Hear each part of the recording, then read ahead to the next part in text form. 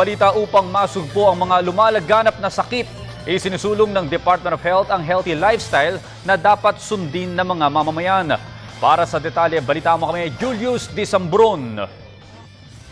Be happy, be healthy. Ito ang patuloy na paalala ng Department of Health sa publiko na umiwas tayo sa mga naglilipa ng sakit, lalo ngayong pabago-bago ang panahon. Una na nating naiulat dito sa balitaan ang posibleng pagdami pa ng kaso ng tigda sa bansa simula nang umangat ng bilang nito noong Nobyembre ng nakaraang taon.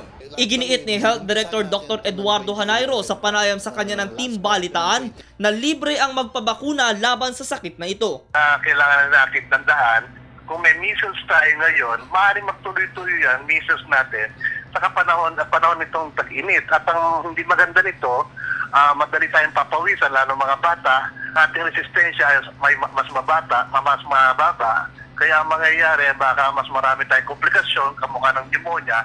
Matapos nito, habang lumalapit naman ang panahon ng tag-init, paalala pa ng opisyal na umiwas sa posibleng pagkalat ng summer diseases gaya ng bulutong o chickenpox. Tandaan natin, may mga emerging diseases na hindi natin alam kung paano galumutin. Pero sa mga tandaan ng lahat sana, ito ay maaari nating labanan. Kaya bilang aksyon ng ahensya, kanilang ipinapalaganap ngayon ang pagkakaroon ng healthy lifestyle ng mga Pilipino. Ilan lamang dyan ang pagkakaroon ng sapat na tulog, pagtangkilik sa masustansyang pagkain at pag-ehersisyo. Okay, ang sakit kasi ay hindi natin madalas masasabing hindi darating sa atin. Ang nangyayari nga, madalas tayo nagkakasakit, pero may mga kadahalanan o may mga paraan na maaaring maiwasan yan. Tatlong bagay ang importante. Una, matulog lagi na maaga at pahabain ng tulog at pahinga. Pangalawa, kumain ng tama, lalo na gulay at itong ating prutas.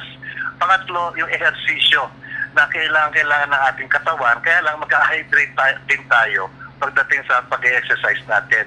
Yung tatlong pamamaraan na yun, yung healthy lifestyle, yung bawal ng paninigarilyo at bawal ng pagpupuyat at kung maaari iwasan ng stress, ito mga bagay na to, importante sa buhay natin. Lalo na gusto natin labanan ang mga sakit na meron tayo ngayon.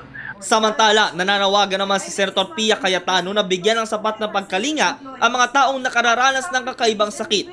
Aabot kasi sa halos 20,000 Pilipino, lalo ang mga bata, ang tinatamaan ng diseases. Kaya sa paghahain nito ng Senate Bill 2098 o Rare Disease Act of 2014, nilalayo nito na magtatag ang DOH ng National Rare Disease Registry at maisama sa Universal Healthcare Program ng bansa bilang bahagi na adhikain ni Pangulong Aquino na mapangalagaan ang kalusugan ng mamamayan. Para sa Telebisyon ng Bayan, ako si Julius Disambron.